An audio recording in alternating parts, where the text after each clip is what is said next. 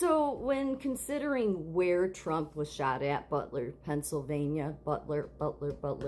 So, Butler was named after, somebody that fought in the Revolutionary War. Nothing wrong with that, okay? I mean, obviously, right thing to do, okay? They fought alongside us. But it is important to look at the Butler family. I mean, their, roots. Because when you look into them, well, you find out that, well, they go back to the O'Kennedys. So the Butlers and the O'Kennedys in Ireland had a long-standing feud, I think in like the 13th century, maybe earlier, about who were really the rights to the being kings of Ormond and the landowners. So a little bit about Butler. General Richard Butler was of Irish ancestry, connected to the aristocratic Butler family in Ireland. That's who Butler, Pennsylvania was named after. He was born in Dublin, Ireland, the oldest son of Thomas and Eleanor Butler. His father was Thomas Butler, was an Irish aristocrat and served in the British Army. By the 16th century, the Butlers had generally gained the upper hand in Ormond, exerting authority over O'Kennedy lands. The two families sometimes coexisted as allies and joint landholders. They eventually came to a treaty with each other and then married each other. Yeah.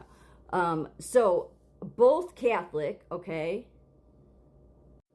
Their rivalry was fueled by territorial conflicts over Ormond. The Butlers' expansion and consolidation of power often came into direct conflict with the native O'Kennedys. Despite periods of hostility, there were attempts at peace, such as the Treaty of Ormond and O'Kennedys in 1336. And the O'Kennedys, which does go back to the Kennedys, a Gaelic royal dynasty and a sept of I'm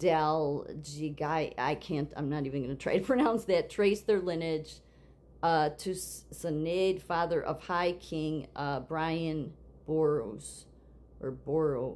families, originally from County Clare, okay, where the Butlers were Norman Anglo. They were Norman Anglo.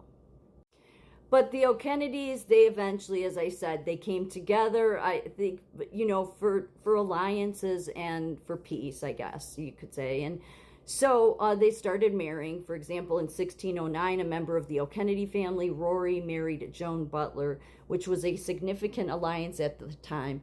These marriages helped to solidify alliances and ease tensions between the families, marking a shift from outright conflict to strategic partnership through marriage, landholding, and cooperation. So why is this important? Well, because everything goes back to the damn Catholic Church. It just does.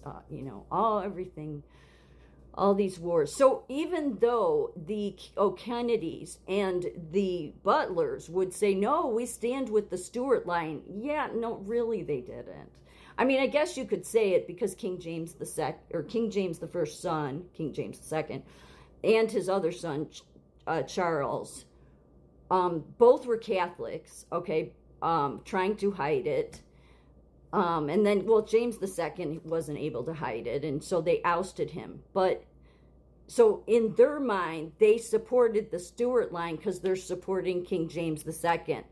But disregarding what the people want, right? I mean, but they were the people too. That's how they looked at it. But no, they were serving the Vatican, okay? They all these families being involved, in many cases, in the Jacobite Wars, which was really started by King James II wanting to get his throne back.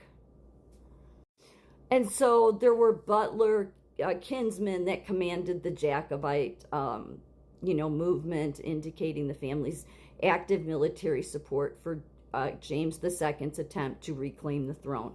I don't care what arguments people want to make regarding that. I really don't. Okay? The Catholic Church is the problem with this whole thing. And the fact that all these people get influenced by it and then take sides as if, no, we're standing for the Stuart line. No, you decided to give your loyalties to the Holy See. So when you do that, God is not going to recognize your kingship anymore. Like, I'm not really sure why this was, like, nobody was realizing this. Why the O'Kennedys, why the Butlers, why nobody realized this. That God himself was interfering with you being able to be successful. So this is regarding the Butler, these royals. I swear the royals are just, so anyway, they did support King James the First, but again, there was influence going on. Of course they would. Because they were looking at his kin. So, and the Catholic Church they had sympathies, right? Yeah, no, they supported the Jacobite rebellion. So, in Butler, Pennsylvania, as it says, the county's name commemorates the legacy of Butler family of Ireland, who were influential nobles with long-standing prominence in Irish and governance and society. So see, that same war came here, which is why people were concerned about the Kennedys taking office. Because it all goes back to this Catholic Vatican problem. So the Jacobitism in Ireland was primarily a Catholic movement supporting King James II, who was Catholic and seen as a legitimate monarch in opposition to Protestant William of Orange. Yeah, no, the people had decided, and they want, look, this is just so obvious. I don't know why, for thousands and thousands of years, people still have to be fighting, but this is the same war. I'm just telling you it is. It goes back to the same war. I'm not, maybe they've all come together, the Kennedys and Trumps, and because Trump goes back to King James I, okay? But it's what we've all had to suffer under, is this bullshit. All this nonsense. The Jacobite cause was closely linked to King James II and his descendants, who were Catholic monarchs advocating the divine right of kings and the restoration of Catholicism in the British Isles.